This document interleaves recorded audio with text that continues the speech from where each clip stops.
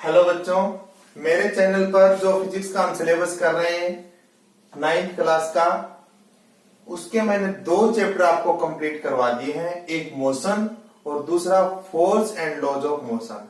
तो बहुत ही important chapter है, दोनों के दोनों ही थ्रू आउट फिजिक्स आपको काम आएंगे, जितनी भी फिजिक्स आप पढ़ेंगे। अब हमारा नया चैप्टर है ग्रेविटेशन। जैसे मैंने पहले कहा था, मेरी कोशिश रहेगी 10 जून तक मैं आपको फिजिक्स का सारा पोर्शन कंप्लीट करवा दूं। और एक बार ये सारे चैप्टर कंप्लीट हो जाएंगे, हम इन टेक्स्ट क्वेश्चंस और एग्जांपल तो कर ही रहे हैं साथ साथ, और जैसे ये सारे चैप्टर कंप्लीट होंगे मैं आपको एक्सरसाइज भी करवा दूंगा।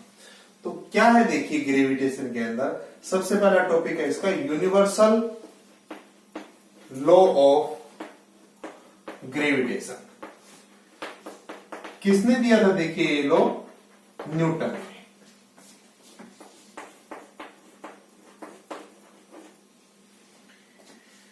ग्रेविटेशन आप सब जानते हैं, बेसिक ग्रेविटेशनल फोर्स का क्या मीनिंग है देखिए, कि कोई भी एक मास है वो दूसरे मास को हमेशा अपनी ओर क्या करता है, अट्रैक्ट करता है। जैसे आप घर में भी देखते हैं, मान लीजिए 2 चेयर भी रखी है, वो भी दोनों एक दूसरे को क्या कर रही है, अट्रैक्ट कर रही है। लेकिन वो एक दूसरे से क्यों स्टिक नहीं हो जाती, वो मैं आपको रीजन उसका बताऊंगा। क्योंकि जिस तरह से मैग्नेट का नॉर्थ पोल और साउथ पोल आप देखते हैं, अट्रैक्ट करते हैं, तो वो तो एक दूसरे से स्टिक हो जाते हैं। लेकिन उस केस में क्यों नहीं होता, जब हम 2 टेबल को डिस्कस करते हैं, कोई 2 ऑब्जेक्ट जो हमारी डेली लाइफ के हैं, वो क्यों नहीं स्टिक हो पाते। तो अभी हम इसका फॉर्मूला देखते हैं और फिर उसमें मैं आपको बताऊंगा कि जो ग्रेविटेशनल फोर्स होता है बहुत ही वीक होता है, इसलिए ऐसा नहीं हो पाता है। लेकिन यही फोर्स बहुत ज्यादा इंपॉर्टेंट रोल प्ले करता है जब हम एक अर्थ और मून के बीच फोर्स की बात कर रहे हो, सन और अर्थ के बीच फोर्स की बात कर रहे हो। क्योंकि तब मासेस बहुत ज्यादा होने से, जैसे मून और अर्थ के बीच हम बात करेंगे तो दोनों के मास बहुत ज्यादा हो गए ना, तो बहुत ज्यादा होने से ग्रेविटेशनल फोर्स बहुत ज्यादा आता है। तो वहां इसी फोर्स का रोल होता है। इसी के कारण ही क्या होता है कि आप एप्पल को गिराते हैं, जैसे आप सबने कहानी सुनी है, न्यूटन था, पेड़ के नीचे बैठा था और वहां से एक फल गिरता है, तो वो न्यूटन के ऊपर गिरता है, तो उसके दिमाग में वहीं से आता है कि ये ऊपर की ओर क्यों नहीं गया। तो क्यों नहीं जाता है, अब सब आप जानते हैं अच्छे से कि अर्थ की जो फोर्स उसके ऊपर लग रही होती है, अर्थ जो उसको पुल कर रही होती है, ग्रेविटेशनल फोर्स लगा रही होती है, अर्थ के ग्रेविटेशनल फोर्स को हम एक स्पेशल नाम भी देते हैं, ग्रेविटी। तो जो अर्थ की जो ग्रेविटी है उसके कारण वो नीचे आता है, तो वहां भी वही फोर्स जिम्मेदार है। फिर हम देखेंगे इसकी और क्या सिग्निफिकेंस होगी, मैं आपको बताऊंगा कि कुछ मैंने आपको बताया है कि मून है और अर्थ है, उन दोनों को कौन बाउंड कर रहा है, ये ग्रेविटेशनल फोर्स, सन को और अर्थ को। सन के चारों जितने भी प्लेनेट रिवॉल्व कर रहे हैं सबको यही फोर्स बाउंड कर रहा है, क्योंकि मास ज्यादा होने से वहां यही फोर्स मैन रोल प्ले करता है। तो ये थोड़ा सा मैंने आपको इस चैप्टर के लिए प्रीफेस तैयार किया, और किस तरह से ये फोर्स हम निकालते हैं, कैसे करते हैं, इसको हम प्रोसीड करते हैं। तो क्या होता है देखिए, यूनिवर्सल लॉ ऑफ ग्रेविटेशन जो हम पढ़ रहे हैं, तो उसके अंदर सबसे पहले आप स्टार्ट ऐसे करेंगे। यूनिवर्सल लॉ इसलिए बोलते हैं क्योंकि चाहे हम इस लॉ को अर्थ के ऊपर लगाएं, चाहे मून पर जाकर लगाएं, कहीं भी हम जाकर लगाएं, सेम रहता है फोर्स की वैल्यू। ये हम देखेंगे, जैसे 2 चार्ज रखे हों, आप देखेंगे 12th क्लास के अंदर उनके बीच जो फोर्स लग रहा है वो इस पर भी डिपेंड करता है कि दोनों चार्जेस के बीच मीडियम क्या है। मैग्नेट है, मैग्नेटिक फोर्स है, वही डिपेंड करता है कि बीच में मीडियम क्या है। लेकिन ये ऐसा फोर्स है कि हमें अर्थ और मून के बीच जैसे कैलकुलेट करना है, तो बीच में चाहे मीडियम हो चाहे ना हो, ये फोर्स हमेशा सेम रहता है। 2 चेयर्स के बीच कैलकुलेट करना है, तो चाहे बीच में मीडियम हो नहीं हो, कोई भी मीडियम हो, ये फोर्स हमेशा क्या रहता है, सेम रहता है। तो इसीलिए इस लॉ को क्या कहते हैं, यूनिवर्सल लॉ कहते हैं। तो अब देखिए, देखो क्या आता है देखिए, तो लिखेंगे आप इसके अंदर, according to Newton's universal law of gravitation, क्या होता है, क्या बताया उसने, ये देखिए, ये 2 ऑब्जेक्ट है, मान लीजिए एक का मास है कैपिटल M और दूसरे का मास है स्मॉल m। बड़े ऑब्जेक्ट हो इस तरह से, तो यही ये मान लीजिए m और ये स्मॉल m, तो यहां डिस्टेंस क्या है, इन दोनों के बीच की डिस्टेंस d। और जब बड़े ऑब्जेक्ट होंगे तो इनका जो सेंटर होगा एक तरह से, उन दोनों के बीच क्या लेते हैं, डिस्टेंस को लिया जाता है। तो ये केवल समझाने के लिए मैंने आपको बताया। कोई सा भी एक रख लीजिए, जब पॉइंट ऑब्जेक्ट है पॉइंट साइज के, तब तो इस तरह से डिस्टेंस, और लार्ज ऑब्जेक्ट है तो उनका जो सेंटर ऑफ मास होता है उनके बीच डिस्टेंस हमेशा जो है वो ली जाती है। तो ये दो मास रखे हैं, उनके बीच डिस्टेंस d है। तो क्या बताता है, according to Newton's universal law of gravitation,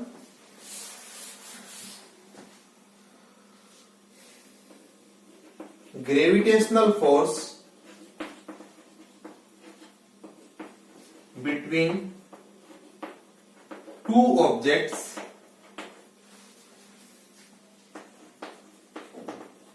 is directly proportional to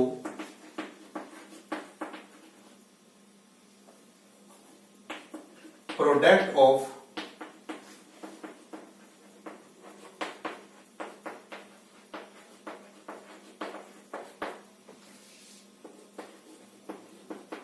their masses। क्या मतलब है इसका, एक तो ये किसके डायरेक्टली प्रोपोर्शनल है कि दोनों मासेस के प्रोडक्ट के, प्रोडक्ट का मतलब मल्टीप्लीकेशन। फिर और किसके है ये, and is inversely proportional to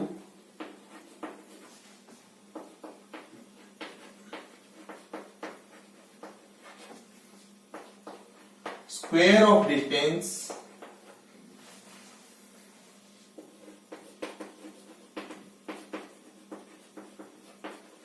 between, और ये फोर्स किसके इनवर्सली प्रोपोर्शनल है, ये डायरेक्टली प्रोपोर्शनल, इनवर्सली प्रोपोर्शनल का मतलब मैं बता चुका हूं आपको। इसका मतलब ये दोनों बढ़ेंगे, ये दोनों में से कोई भी एक ज्यादा होगा तो फोर्स ज्यादा होगा, कम होगा तो कम होगा फोर्स, मतलब डायरेक्टली प्रोपोर्शनल है। और इनवर्सली प्रोपोर्शनल किसके, स्क्वायर ऑफ डिस्टेंस, यानी डिस्टेंस के स्क्वायर के, किसके बीच डिस्टेंस, मासेस के बीच जो डिस्टेंस है उसके स्क्वायर के, ये ग्रेविटेशनल फोर्स इनवर्सली प्रोपोर्शनल होता है। इनवर्सली का मतलब क्या होता है कि डिस्टेंस बढ़ेगी तो फोर्स कम होगा, दूर जाएंगे मतलब तो फोर्स कम होगा, होना भी चाहिए। जितना नजदीक आएंगे डिस्टेंस जितनी कम होगी फोर्स उतना ही ज्यादा होगा। तो कंबाइन जब आप करके लिख देंगे तो कितना आएगा बताइए, F प्रोपोर्शनल कितना आ जाएगा, m अपॉन डी स्क्वायर। दोनों को हमने कंबाइन करके लिख दिया, ये पूरा हमारा लॉ बन गया। और जब न्यूटन का सेकंड लॉ बताया था, मैंने आपको बताया था, अभी चीज आप हमेशा ध्यान रखिए, थ्रू आउट फिजिक्स आपको काम आएगी, कि प्रोपोर्शनैलिटी को जब आप इक्वल टू में कन्वर्ट करते हैं तो क्या आता है, हमेशा एक कांस्टेंट। वो कांस्टेंट क्या है यहाँ पर, कैपिटल जी। अब इसका नाम मैं आपको बताता हूं, कैपिटल जी को क्या बोलते हैं, तो ये आप बता लीजिए। तो कैपिटल जी को क्या बोलते हैं, यूनिवर्सल ग्रेविटेशनल कांस्टेंट।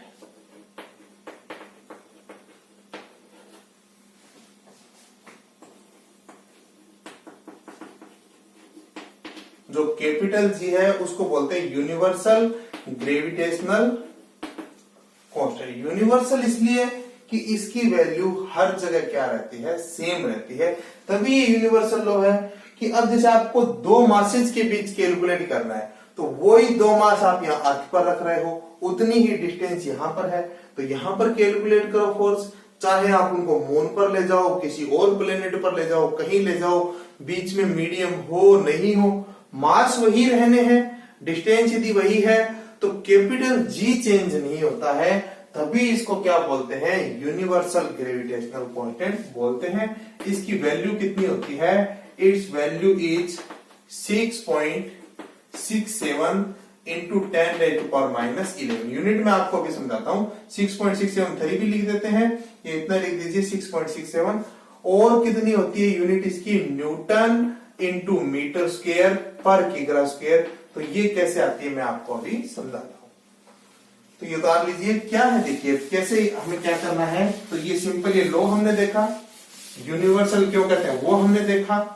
अब हमें देखना है इसकी यूनिट। यूनिट के लिए मैं समझा रहा हूं, इक्वेशन 1 से यहां लिख देता हूं, केवल एक तरह से केवल यूनिट के लिए काम कर रहे हैं, जी है ना, तो क्या आएगा F इंटू डी स्क्वायर। आप रफ में लिखना चाहें साइड में लिखना चाहें तो आप लिख सकते हैं कैपिटल जी कितना है यहां से F into D square upon M into M. तो अब आप समझ पाएंगे यूनिट जी की यूनिट क्या है, न्यूटन, ये डिस्टेंस है तो मीटर, तो न्यूटन इंटू मीटर स्क्वायर पर किलोग्राम किसकी यूनिट होती है, मास की, तो किलोग्राम इंटू किलोग्राम, तो जी की यूनिट कितनी आ जाएगी पर किलोग्राम स्क्वायर। तो ये आप देखेंगे कि जो कैपिटल जी की वैल्यू होती है और ये उसकी यूनिट होती है। अब क्या देखिए, लॉ किसने दिया था, न्यूटन ने, लेकिन ये वैल्यू किसने डिटरमाइन की थी, हेनरी कैवेंडिश ने। न्यूटन कभी भी इस वैल्यू को नहीं बता पाए थे। तो क्या है बताइए, क्या लिख देंगे आप, एक लाइन आपको ध्यान रहे, this value was determined by Henry Cavendish. Henry Cavendish ने ये वैल्यू बताई थी। 11th क्लास में आप पढ़ेंगे अपना जो एक्सपेरिमेंट करके उस एक्सपेरिमेंट को, तो हेनरी कैवेंडिश ने ये वैल्यू बताई थी। तो ये आप हमेशा यहां से ध्यान रखिए कि कैसे ये लॉ होता है और क्या कैपिटल जी की वैल्यू होती है। इसी पर हमारा सारा चैप्टर क्या रहेगा, बेस्ड रहेगा। तो अब आपको जो स्टार्ट में हमने किया था उसका आंसर मिल गया होगा। देखो जैसे ये फोर्स है ना, अब हम कैलकुलेट करें, मान लीजिए कोई दो टेबल के बीच कैलकुलेट करें, रफ कैलकुलेट करें, if we calculate it for 2 tables of masses 10 kilogram each and assume that distance between them is 1 meter। तो 1 मीटर उनके बीच डिस्टेंस हो तो क्या आएगा, देखिए आप एक रफ कैलकुलेशन में आपको बता रहा हूं, आपको आइडिया लगे क्यों जो दो टेबल हैं क्यों नहीं स्टिक होती है एक दूसरे से। तो F कितना आएगा 6.67 इंटू 10⁻⁻11। कैपिटल M कितना है, देखिए मैंने इजी बनाने के लिए 10 माना है, इसका भी 10 और इसको भी 1, क्योंकि हमें तो रफ आइडिया लेना है। 1 का स्क्वायर भी वही रहेगा, उससे कोई फर्क नहीं पड़ेगा। तो कितना आएगा जब आप कैलकुलेट करेंगे, तो 6.67 इंटू 10 की पावर कितनी आएगी, देखिए 2 पावर यहां से माइनस कम हो जाएगी, तो न्यूटन फोर्स। तो इस फोर्स की वैल्यू क्या होती है, बहुत ज्यादा कम होती है। इसलिए जो दो टेबल हैं उनके बीच फ्रिक्शन ही बहुत ज्यादा होगा इससे, तो इस वैल्यू ये बहुत छोटी रह जाएगी, तो वो कभी स्टिक नहीं हो पाती है। ये कैपिटल जी की वैल्यू यदि ज्यादा रही होती तो फोर्स लगता इतना ज्यादा कि चीजें आपस में एक दूसरे से स्टिक हुए ही रहती। तो इसलिए हमें डेली लाइफ में जो छोटे ऑब्जेक्ट है उनमें देखने को नहीं मिलता। पर यही फोर्स जब किसके बीच कैलकुलेट करें, मून और अर्थ के बीच, सन और अर्थ के बीच, तो बहुत ज्यादा आता है। कैसे, देखिए अभी मैं एक एग्जांपल करके दिखाता हूं आपको, तो आपको समझ आ जाएगा। क्योंकि वहां इन मासेज के अर्थ का मास, मून का मास, अर्थ का मास होता है अप्रोक्सीमेट 6 इंटू 10⁻24 किलोग्राम। तो आप समझ सकते हैं इतना ज्यादा मासेज होने से फोर्स की वैल्यू सिग्निफिकेंट आती है, काफी वैल्यू आती है। जैसे इस एग्जांपल को करते हैं तो आपको थोड़ा ध्यान अभी होगा, तो निकाल लीजिए आप एग्जांपल 9.1, सॉरी 10th चैप्टर ना, 10.1 एग्जांपल आप निकाल लीजिए। क्या है देखिए, देखो इसके अंदर पेज नंबर आप देख सकते हैं। ये जो एग्जांपल है 134 पेज के ऊपर क्या कह रहा है, देखिए the mass of the earth, क्या गिवन है, देखिए मास ऑफ अर्थ। तो मैं ऐसा लिख देता हूं नोटेशन, मास को ऐसे समझ में आ जाए, ME बना लो, कैपिटल E लिखो या small e for earth. Mass of earth कितना दे रखा है आपको, 6 इंटू 10⁻24 किलोग्राम। दूसरा क्या दे रखा है, देखिए मून, मास ऑफ मून। देखिए बुक में कैपिटल M स्मॉल m लिखे, वो आप वैसे लिख दीजिए कैपिटल M स्मॉल m, या दो मासेस को मैंने डिफरेंशिएट देखते ही पता चल जाए, mass of earth, mass of moon. तो ये नोटेशन दिए, नोटेशन आप अपने हिसाब से जो भी रख सकते हैं, इसमें कोई ज्यादा फर्क नहीं पड़ता है।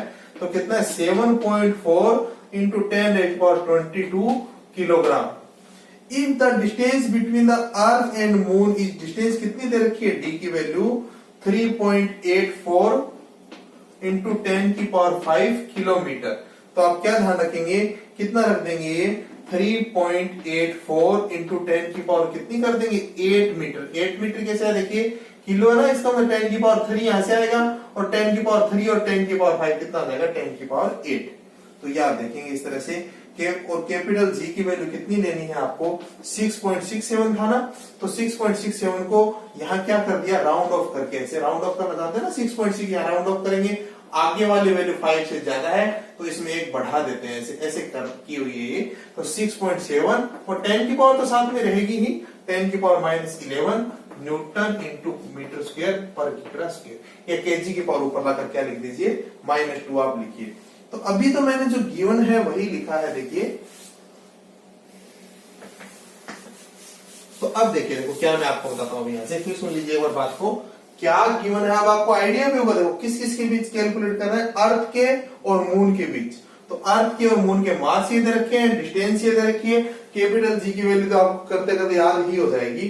तो आप क्या लिखेंगे देखिए, अब इसको सोल्व करके क्या निकालना है हमें निकालना है calculate the force exerted by the earth on the moon. Moon का अर्थ पर निकाले चाहे अर्थ का मून, दोनों एक ही बात है, क्योंकि हमने देखा था ना there is equal and opposite reaction to every action, third law of motion के अंदर मून भी अर्थ के ऊपर उतना ही लगाता है फोर्स और अर्थ भी मून के ऊपर उतना ही फोर्स लगाती है। तो क्या लिखेंगे बताइए, by universal law of gravitation F equal to कितना आएगा GMEMM, जो हमने कैपिटल एम स्मॉल एम लिखे थे ना, तो एक मास ऑफ अर्थ लिख दिया मैंने, एक मास ऑफ मून लिख दिया। तो ये नोटेशन से आपको हमेशा सही रहेगा। अब वैल्यूज पुट कर दिए 6.7 इंटू 10⁻⁻11, ME की value 6 into 10⁻24, mass of moon की वैल्यू 7.4 इंटू 10 की power 22 upon D square. D कितना है देखिए 3.84 इंटू 10 की पावर 8 इंटू 3.84 इंटू 10 की पावर 8। तो अब जब आप इसको कैलकुलेट करेंगे देखिए, तो आप खुद से इसको कैलकुलेट करके देखना, थोड़ा बहुत मैं कैंसिल आउट कर देता हूं। देखिए 6 2 3 आएगा, इधर कितना आएगा देखिए इधर ही आएगा। जब आप इसको कैंसिल आउट करेंगे तो 1.92, इसी तरह से 7.4 को जब कैंसिल आउट करेंगे कितना आएगा 3.7 और इधर 1.92 और कैंसिल आउट नहीं होंगे। तो कैलकुलेट आप करके देखना। देखो मैं थोड़ा कर देता हूं 6.7, क्योंकि टाइम वरना वीडियो बहुत लेंथी बनेगा। इंटू 3 रह गया इंटू 3.7, इन तीनों को मल्टीप्लाई कर देना और नीचे क्या कर देंगे आप 1.92 इंटू 1.92 आप मल्टीप्लाई कर देंगे इन दोनों को। तो इनको मल्टीप्लाई करना, इनको मल्टीप्लाई करना और ऊपर वाला को नीचे वाले से डिवाइड कर देना। तो 10 की पावर कितनी आएगी देखिए -11 है पावर यहां और 24 है या 24 और 22 कितनी हो जाएगी 46 और ये 11 माइनस होगा कितनी रहेगी 35 रहेगी और यहां कितनी रहेगी इस 35 में से क्या हो जाएगा देखिए ये 16 माइनस हो जाएगा।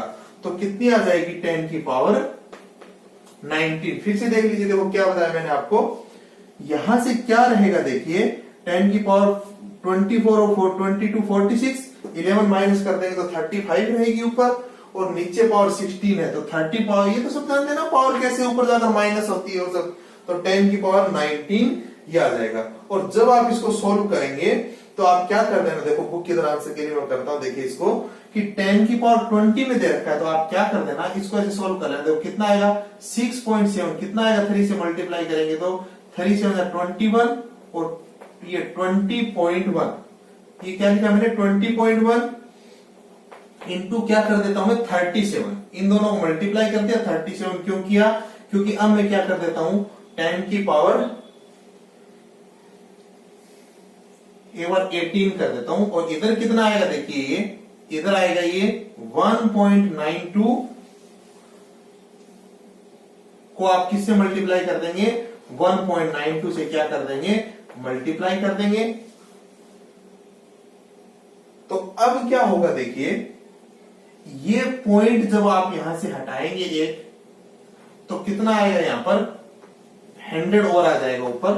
तो पूरा इसको सॉल्व करेंगे तो कितना आएगा देखिए आप जैसा भी आपको सोल्व करना सही लगे देखिए, तो कितना आएगा देखिए 20.1 इंटू 37, और इधर कितना आ जाएगा 192, और इधर भी क्या कर देता हूं, इसको ऐसे लिख देता हूं 20.10, और क्या कर देता हूं 20.10 लिखकर ये पॉइंट भी हटा देता हूं, तो कितना आ जाएगा, ये पॉइंट हट गया ना, केवल मैं फिर से एक्सप्लेन कर दूंगा, इंटू 192, तो आपको पॉइंट वाली समस्या अब नहीं रहेगी।